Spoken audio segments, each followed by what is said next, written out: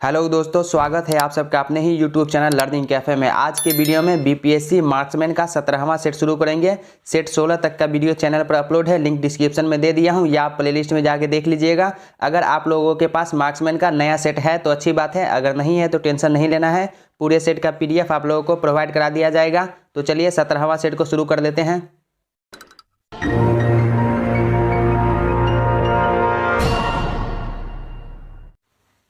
पहला क्वेश्चन देखिए, भोजपत्र वृक्ष मिलता है। भोजपत्र वृक्ष कहाँ पर मिलता है?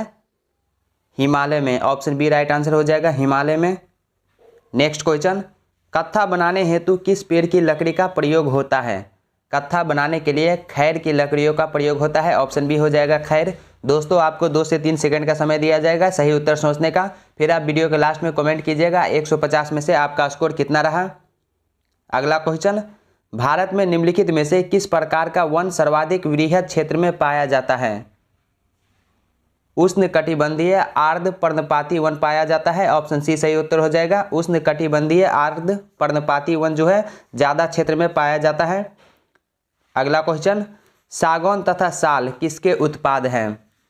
तो ये जो है उष्णकटिबंधीय शुष्क पतझड़ी वन का उत्पाद है। ऑप्शन ए राइट आंसर हो जाएगा, उष्णकटिबंधीय शुष्क पतझड़ी वन। नेक्स्ट क्वेश्चन, पश्चिमी हिमालय की शीतोष्ण पेटी में निम्नलिखित में से किस एक वृक्ष का बाहुल्य है? किस एक वृक्ष का जो है बाहुल्य है? देवदार का। ऑप्शन बी हो जाएगा सही, देवदार। अगला क्वेश्चन, निम्नलिखित राज्यों में से किस राज्य में सिनकोना वृक्ष नहीं उगता है? सिनकोना वृक्ष जो है असम, केरल, पश्चिम बंगाल इस सब में उगता है, लेकिन छत्तीसगढ़ में नहीं उगता। तो ऑप्शन सी सही उत्तर हो जाएगा, छत्तीसगढ़। निम्न में से किसे जंगल की आग कहा जाता है? जंगल की आग जो है ब्यूटियो मोनोस्पर्मा को कहा जाता है। ऑप्शन सी हो जाएगा, ब्यूटिया मोनोस्पर्मा। भारत के निम्न राज्यों में से किस में सागौन का वन पाया जाता है? सागौन का वन जो है मध्य प्रदेश में पाया जाता है। नेक्स्ट क्वेश्चन, निम्न में से किस पौधे में फूल नहीं होते? फर्न के पौधे में फूल नहीं होते हैं। लंबी जड़ों और नुकीले कांटों अथवा शूलयुक्त झाड़ियों और लघु वृक्षों वाले आरक्षित अवरुद्ध वन सामान्य रूप से पाए जाते हैं। ये कहाँ पर पाए जाते हैं? पश्चिमी आंध्र प्रदेश में पाए जाते हैं। अगला क्वेश्चन, निम्न में कौन सा वृक्ष समुद्र तल में सर्वाधिक ऊंचाई पर पाया जाता है? देवदार वृक्ष। निम्नलिखित में किस राज्य के वनों का वर्गीकरण अर्ध उष्णकटिबंधीय के रूप में किया जाता है? मध्य प्रदेश में। नेक्स्ट क्वेश्चन, निम्नलिखित में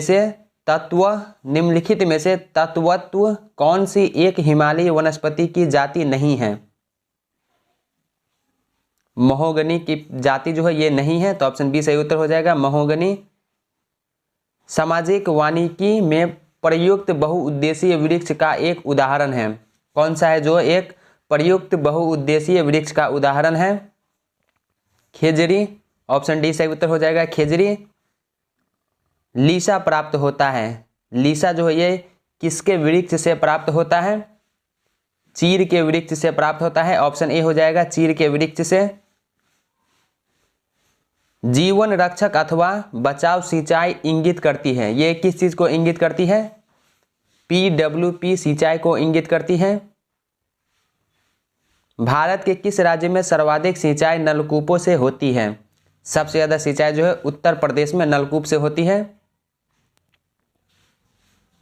भारत में माला नहर तंत्र को प्रस्तावित किया था। भारत में माला नहर तंत्र को किसने प्रस्तावित किया था? दिनसा जे दस्तूर ने। ऑप्शन बी हो जाएगा सही उत्तर, दिनसा जे दस्तूर। भारत की सिंचाई क्षमता का सर्वाधिक भाग पूरा होता है।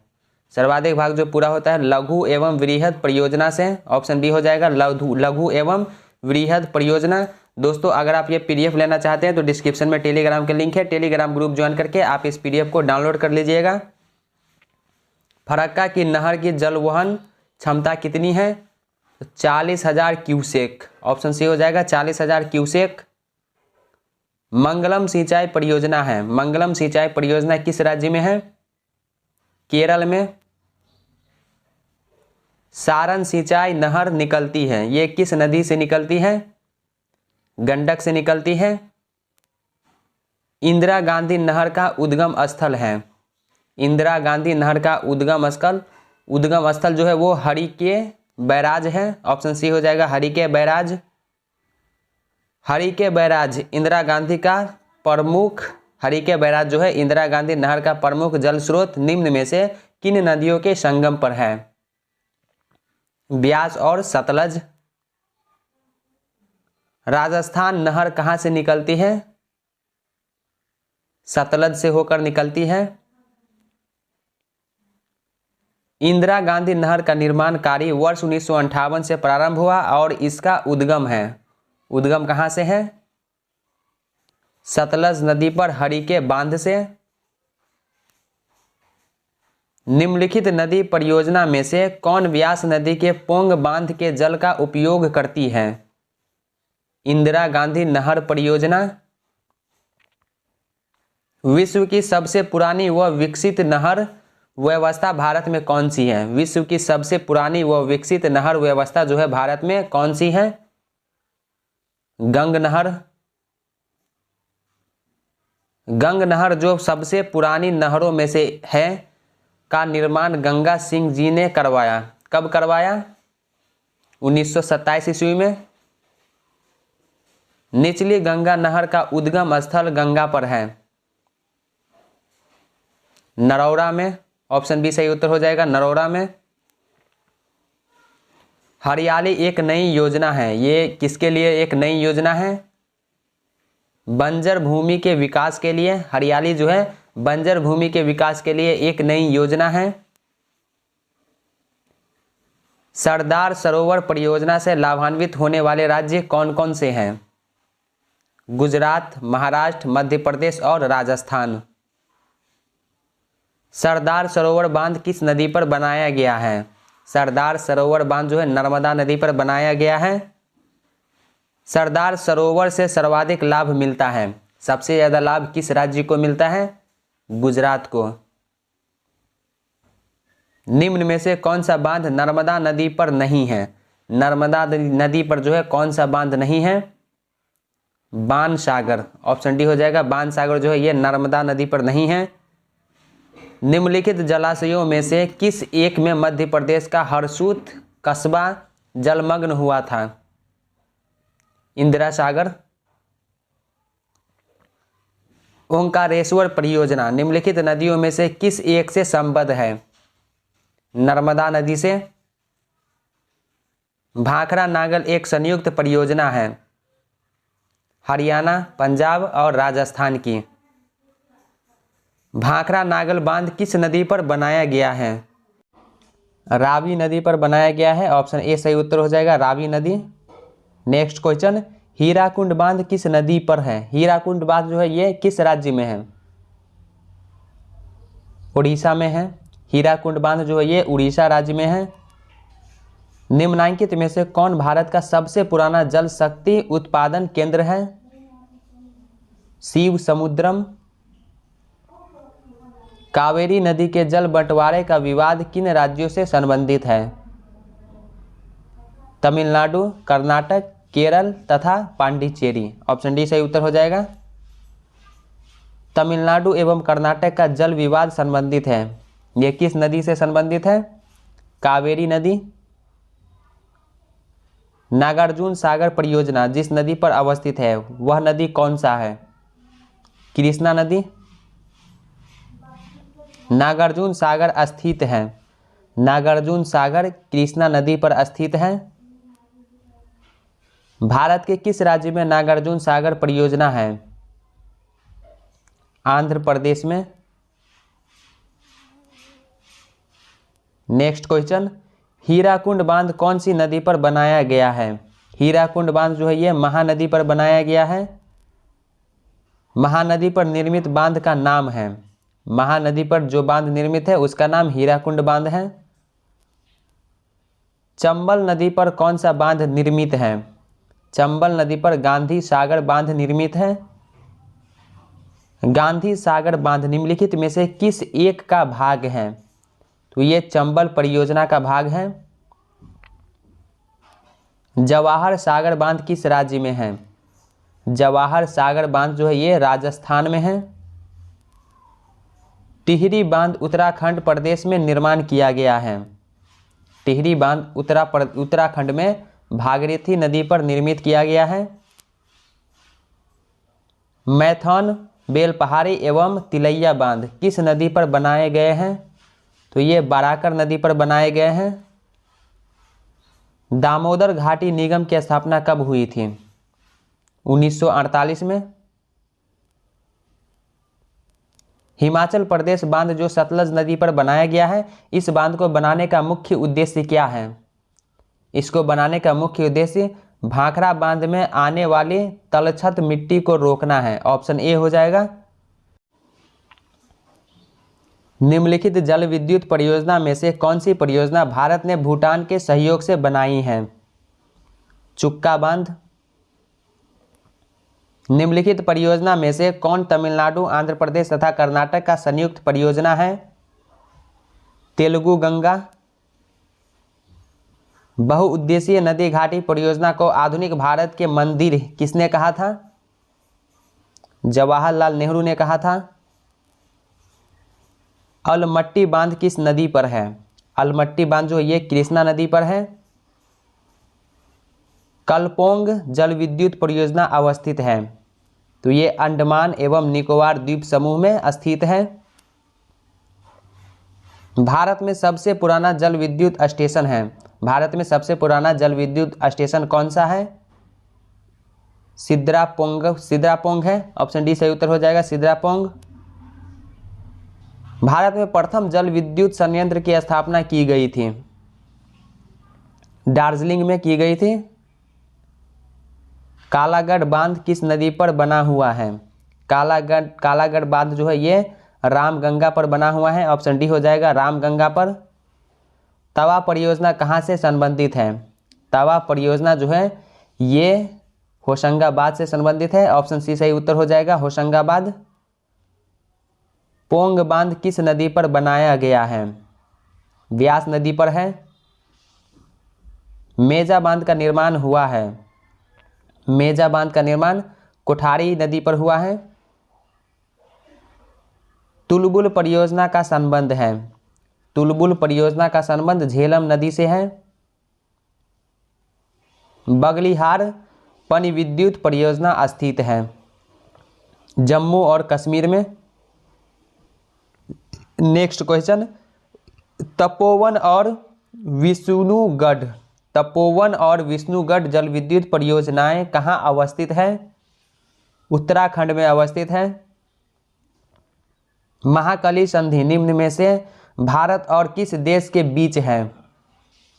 यह भारत और नेपाल के मध्य है। मीठे पानी की कल्पसर परियोजना अवस्थित है गुजरात में। निम्नलिखित में से किस एक राज्य में सुईल नदी परियोजना स्थित है? हिमाचल प्रदेश में सुईल नदी परियोजना स्थित है। तीस्ता जल विद्युत परियोजना किस राज्य में स्थित है? सिक्किम में। दूलहस्ती हाइड्रो पावर स्टेशन किस नदी पर अवस्थित है? चिनाब नदी पर स्थित है। यदि खाद्यान्नों का सुरक्षित संग्रह सुनिश्चित करना हो तो कटाई के समय उनका आर्द्रता अंश कितने प्रतिशत से अधिक नहीं होना चाहिए? तो 14% से अधिक नहीं होना चाहिए। निम्न राज्यों में खाली स्थान को छोड़कर सभी में कृषि भूमि का प्रतिशत काफी अधिक है। सिक्किम को छोड़कर। निम्न में से कौन एक भारतीय कृषि की विशेषता नहीं है?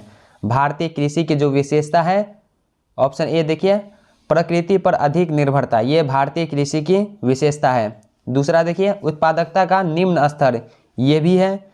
फसलों की विविधता, ये भी भारतीय कृषि की विशेषता है। बड़े खेतों की प्रावधान, ये नहीं है, तो ऑप्शन डी राइट आंसर हो जाएगा इसका, बड़े खेतों की प्रावधान। निम्नलिखित में से कौन सा भारतीय कृषि की निम्न उत्पादकता का कारण नहीं है? निम्न उत्पादकता का जो कारण है वो कौन सा नहीं है, तो सहकारी कृषि, ऑप्शन सी हो जाएगा सहकारी कृषि। भारत में संकार्य चालू जोतों का सबसे बड़ा औसत आकार है, राजस्थान में, ऑप्शन डी हो जाएगा राजस्थान में। भारत में कृषि को समझा जाता है, भारत में कृषि को जीविकोपार्जन का साधन समझा जाता है, ऑप्शन ए राइट आंसर हो जाएगा जीविकोपार्जन का साधन। दोस्तों द प्लेटफॉर्म रुक्मिणी प्रकाशन का बीपीएससी के लिए जो नया प्रैक्टिस सेट आया है वो भी स्टार्ट कर दिया गया है, लिंक डिस्क्रिप्शन में मिल जाएगा। और डॉक्टर रजनीश कुमार सर के द्वारा बीपीएससी के लिए एक प्रैक्टिस सेट निकाला गया है, काफ़ी बेहतरीन प्रैक्टिस सेट है, 15 प्रैक्टिस सेट है उसमें, उसका भी लिंक डिस्क्रिप्शन में मिल जाएगा या आप प्लेलिस्ट में जाके देख लीजिएगा। नेक्स्ट क्वेश्चन देखिए, भारत में रासायनिक उर्वरकों के 2 बड़े उपभोक्ता हैं, उत्तर प्रदेश एवं महाराष्ट्र। दक्षिणी भारत में उच्च कृषि उत्पादकता का क्षेत्र पाया जाता है, दक्षिणी भारत में उच्च कृषि उत्पादकता का क्षेत्र पाया जाता है, तमिलनाडु तट में पाया जाता है, ऑप्शन बी हो जाएगा तमिलनाडु तट में। पुनर्भरण योग्य भौम जल संसाधन में सबसे संपन्न राज्य कौन सा है, सबसे संपन्न राज्य जो है वो उत्तर प्रदेश है। निम्नलिखित राज्यों में से कौन भारत में ठेकेदारी कृषि को लागू करने में अग्रणी है, पंजाब। नॉर्मन अर्नेस्ट बोरलग जो हरित क्रांति के जनक माने जाते हैं किस देश से हैं, संयुक्त राज्य अमेरिका से है, ऑप्शन ए हो जाएगा संयुक्त राज्य अमेरिका से।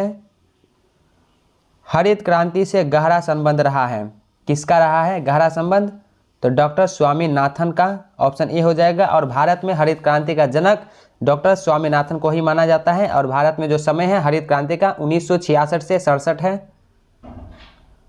हरित क्रांति से अभिप्राय है, हरित क्रांति से जो अभिप्राय है उच्च उत्पाद वैरायटी प्रोग्राम, ऑप्शन सी सही उत्तर हो जाएगा उच्च उत्पाद वैरायटी प्रोग्राम का। निम्नलिखित फसलों में से किसे हरित क्रांति का सर्वाधिक लाभ उत्पादन एवं उत्पादकता दोनों में हुआ है, गेहूं, सबसे ज्यादा फायदा जो हुआ है गेहूं पर प्रभाव पड़ा है।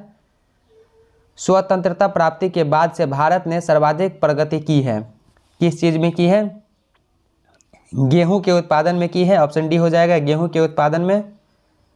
हरित क्रांति में प्रयुक्त मुख्य पादप फसल जो है वो कौन सा था, मैक्सिकन गेहूं था, ऑप्शन डी हो जाएगा मैक्सिकन गेहूं। गुलाबी क्रांति संबंधित है, गुलाबी क्रांति जो है ये किस चीज से संबंधित है, प्याज से। नीली क्रांति संबंधित है, नीली क्रांति जो है ये मत्स्य पालन से संबंधित है, ऑप्शन डी हो जाएगा मत्स्य पालन से। किन महीनों में रबी फसल की बुआई होती है, रबी फसल की बुआई जो होती है वो अक्टूबर से नवंबर महीनों में होती है। निम्नलिखित में से कौन सी खरीफ की फसल नहीं है, खरीफ की फसल जो है वो कौन सी नहीं है, मसूर, ऑप्शन सी हो जाएगा मसूर जो ये खरीफ की फसल नहीं है। निम्न में से कौन सी रबी की फसल नहीं है, रबी की फसल कौन सी नहीं है, तो ये भिंडी, भिंडी जो ये रबी फसल नहीं है। नेक्स्ट क्वेश्चन, इनमें से कौन सी खरीफ फसल नहीं है, तो यहाँ पर भी आपको खरीफ फसल नहीं है वो वाला आप चुनना है आपको। तो चना, चना जो है ये खरीफ फसल नहीं है, चना के अलावा धान, मक्का, ज्वार ये सब खरीफ फसल है। गेहूं की अच्छी खेती के लिए निम्नलिखित में से कौन सा परिस्थिति समुच्चय आवश्यक है, मध्यम ताप और मध्यम वर्षा, ऑप्शन ए सही उत्तर हो जाएगा मध्यम ताप और मध्यम वर्षा। नकदी फसल में सम्मिलित नहीं है, नकदी फसल में किसको सम्मिलित नहीं किया जाता, तो गेहूं को, ऑप्शन डी सही उत्तर हो जाएगा गेहूं। निम्नलिखित में से किस समूह की फसलें नकदी है, किस समूह की फसलें को नकदी कहा जाता है, तो कपास, गन्ना और केला, ऑप्शन सी हो जाएगा कपास, गन्ना और केला। निम्न में से कौन सा क्रम 3 बड़े गेहूं उत्पादक राज्यों की दृष्टि से सही है, उत्तर प्रदेश, पंजाब एवं मध्य प्रदेश, ये तीनों राज्यों में जो है गेहूं का उत्पादन सबसे ज़्यादा होता है। भारत का अधिकतम गेहूं उत्पादक राज्य कौन सा है, उत्तर प्रदेश। किसके उत्पादन में भारत में उत्तर प्रदेश का प्रथम स्थान है, गेहूं और गन्ना के उत्पादन में उत्तर प्रदेश का जो है प्रथम स्थान है। निम्नलिखित में से कौन सा एक गेहूं की फसल का रोग है? कौन सा रोग है जो गेहूं की फसल का है? रस्ट। ऑप्शन डी सही उत्तर हो जाएगा, रस्ट। कल्याण सोना एक किस्म है। कल्याण सोना जो है ये किस चीज का किस्म है? तो ये गेहूं की एक किस्म है। चावल की खेती के लिए आदर्श जलवायु परिस्थितियां हैं, कितनी है? 100 सेंटीमीटर से ऊपर वर्षा और 25 डिग्री सेल्सियस से ऊपर ताप। ऑप्शन ए सही उत्तर हो जाएगा। निम्नलिखित में से कौन सी एक खरीफ की फसल है? तो यहाँ पर आपको खरीफ फसल चुनना है, तो सोयाबीन। सोयाबीन जो है ये खरीफ की फसल है। निम्नलिखित में से कौन सी खरीफ की फसल नहीं है? अब यहाँ पे आपको खरीफ की फसल को नहीं चुनना है, तो ये चना। चना जो है ये खरीफ की फसल नहीं है। निम्नलिखित फसलों में से कौन एक भारत में प्रमुख खाद्यान्न है? चावल। ऑप्शन बी हो जाएगा, चावल।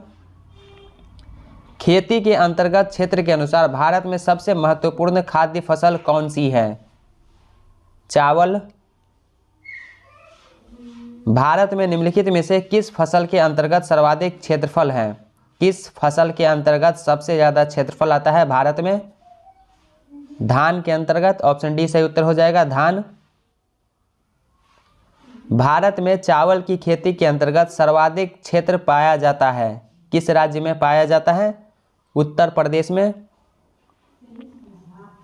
भारत के चावल के कटोरे क्षेत्र का नाम है, कौन सा क्षेत्र जो है चावल के कटोरे से प्रसिद्ध है?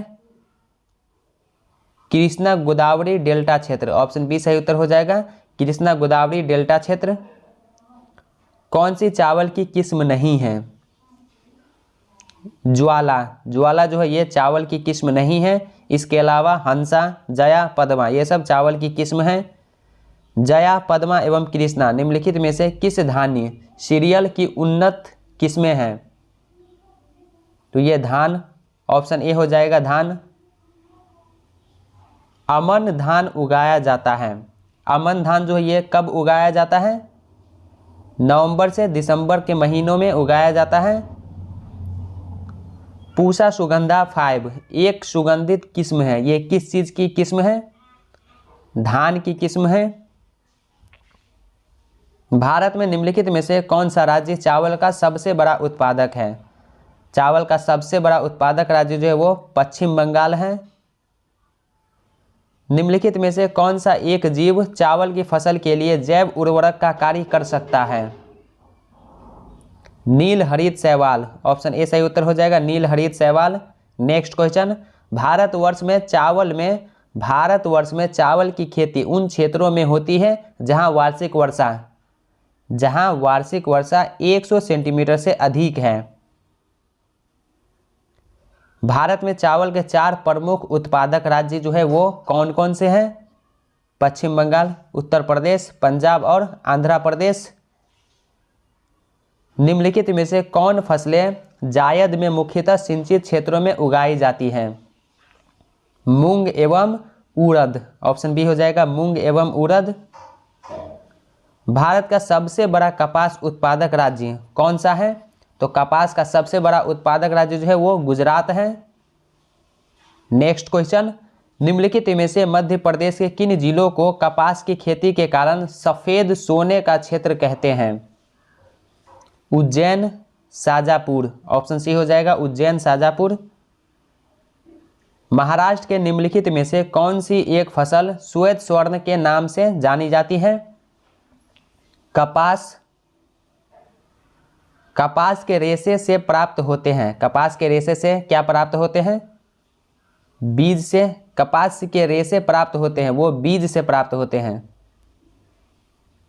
भारत की निम्न फसलों में से किस फसल के अंतर्गत उसके शुद्ध सकल कृषि क्षेत्र के सिंचित क्षेत्र का सर्वाधिक प्रतिशत है? गन्ना। ऑप्शन डी हो जाएगा, गन्ना। भारत में 4 गन्ना उत्पादक राज्यों का घटते हुए क्रम में सही अनुक्रम क्या है? कौन सा है सही अनुक्रम? उत्तर प्रदेश, महाराष्ट्र, कर्नाटक और तमिलनाडु। भारत में चीनी के प्रथम 3 अग्रणी उत्पादक हैं, अग्रणी उत्पादक चीनी का जो है प्रथम 3 कौन सा राज्य है? महाराष्ट्र, उत्तर प्रदेश और कर्नाटक।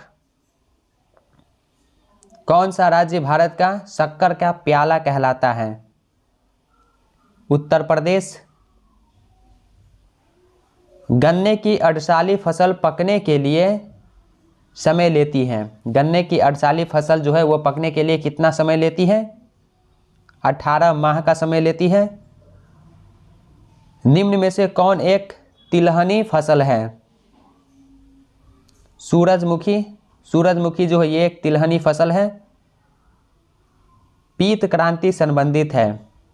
पीत क्रांति जो है ये तिलहन उत्पादन से संबंधित है। शुष्क भूमि के लिए सर्वाधिक उचित फसल कौन सी है? शुष्क भूमि के लिए सर्वाधिक उचित फसल जो है वो मूंगफली है। ऑप्शन डी सही उत्तर हो जाएगा। दोस्तों वीडियो को लाइक करके ज़्यादा से ज़्यादा शेयर कीजिएगा और चैनल पर पहली बार है तो सब्सक्राइब करने के साथ साथ नोटिफिकेशन बेल को दबा के ऑल पे क्लिक कर दीजिएगा ताकि आने वाले वीडियो का नोटिफिकेशन सबसे पहले आप तक पहुँचे। नेक्स्ट क्वेश्चन, पेगिंग एक लाभकारी प्रक्रिया है मूंगफली में। ऑप्शन सी हो जाएगा। पेगिंग जो है ये मूंगफली में एक लाभकारी प्रक्रिया है। भारत में सोयाबीन का अग्रणी उत्पादक कौन सा राज्य है? मध्य प्रदेश है। भारत में तिलहन का सबसे बड़ा उत्पादक राज्य जो है वो कौन सा है? मध्य प्रदेश। निम्नलिखित में से भारत का कौन सा राज्य मूंगफली का सबसे बड़ा उत्पादक राज्य है? गुजरात। मूंगफली का सबसे बड़ा उत्पादक राज्य जो है गुजरात है। राजस्थान किस वस्तु का प्रमुख उत्पादक है? राजस्थान जो है सरसों का प्रमुख उत्पादक राज्य है। वरुणा प्रजाति है। वरुणा प्रजाति जो है ये किस चीज़ की है? सरसों की है। ऑप्शन ए हो जाएगा। वरुणा प्रजाति जो है ये सरसों की है। जिप्सम को अधिक मात्रा आवश्यक होती है। जिप्सम की अधिक मात्रा जो है वो किस चीज़ के लिए आवश्यक होती है? मूंगफली की फसल में। ऑप्शन डी हो जाएगा। मूंगफली की फसल में। कौशल किस फसल की उन्नत प्रजाति है? मूंगफली की। भारत में दालों का सबसे बड़ा उत्पादक राज्य कौन सा है? भारत में दालों का सबसे बड़ा उत्पादक राज्य जो है वो मध्य प्रदेश है। फसल का प्रकार जिसमें हवा से नत्रजन संचित करने की क्षमता होती है वे कौन से हैं? तो दालें। ऑप्शन बी सही उत्तर हो जाएगा। दालें। नेक्स्ट क्वेश्चन देखिए, दलहनी फसलों के उत्पादन हेतु कौन सा तत्व आवश्यक है? दलहनी फसलों के उत्पादन के लिए कोबाल्ट जो है ये आवश्यक है। ऑप्शन बी हो जाएगा कोबाल्ट। अरहर का जन्म स्थान है। अरहर का जो जन्म स्थान है वो भारतवर्ष है। ऑप्शन बी सही उत्तर हो जाएगा। भारत है। कौन सा राज्य सर्वाधिक रेशम पैदा करने वाला राज्य है? सबसे ज़्यादा रेशम पैदा करने वाला जो राज्य है वो कर्नाटक है। ऑप्शन सी हो जाएगा कर्नाटक। नेक्स्ट क्वेश्चन, भारत को 3/4 से अधिक कच्चा रेशम प्राप्त होता है। भारत की जो 3/4 से अधिक कच्चा रेशम जो है वो किस राज्य से प्राप्त होता है? आंध्र प्रदेश और कर्नाटक से। ऑप्शन ए हो जाएगा। आंध्र प्रदेश एवं कर्नाटक से। मूंगा रेशम की एक ऐसी किस्म है जो पूरे विश्व में केवल भारत में होती है। अब वो भी भारत में किस राज्य में होती है? असम में। ऑप्शन ए हो जाएगा असम। भारत के किस राज्य में सर्वाधिक कॉफ़ी उत्पादन की जाती है? भारत के कर्नाटक में सबसे ज़्यादा कॉफ़ी का उत्पादन किया जाता है। कौन सी नकदी फसल से अधिकतम विदेशी मुद्रा निर्यात से प्राप्त होती है? कौन सी नकदी फसल से अधिकतम विदेशी मुद्रा निर्यात से प्राप्त होती है? चाय से। ऑप्शन डी सही उत्तर हो जाएगा चाय। दोस्तों आज की वीडियो में 17वां सेट कंप्लीट हो गया। यहाँ पे वीडियो अच्छा लगा हो तो वीडियो को लाइक करके ज़्यादा से ज़्यादा शेयर कीजिए और चैनल पर पहली बार है तो सब्सक्राइब करने के साथ साथ नोटिफिकेशन बेल को दबा के ऑल पे क्लिक कीजिए ताकि आने वाले वीडियो का नोटिफिकेशन सबसे पहले आप तक पहुँचे। और चैनल पर द प्लेटफॉर्म रुक्मिणी प्रकाशन का BPSC का जो नया सेट आया है और डॉक्टर राजेश कुमार सर के द्वारा BPSC के लिए जो नया प्रैक्टिस सेट लॉन्च किया गया है, दोनों का स्टार्ट कर दिया गया है। लिंक डिस्क्रिप्शन में मिल जाएगा या आप चैनल के प्लेलिस्ट में जाके देख लीजिएगा। तो चलिए अब मिलते हैं नेक्स्ट वीडियो में। तब तक के लिए बाय बाय, टेक केयर।